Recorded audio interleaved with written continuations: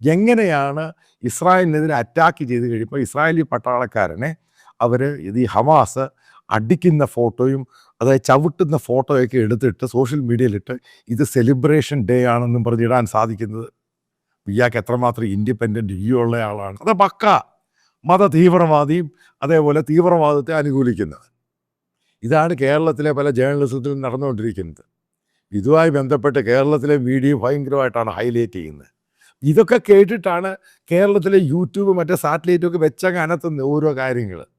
അപ്പോൾ എത്രമാത്രം തെറ്റാന്ന് പൊളിഞ്ഞു കഴിയുമ്പോൾ അവർ മാറ്റാൻ തയ്യാറാണ്, കാരണം അവർക്ക് തെറ്റുപറ്റി.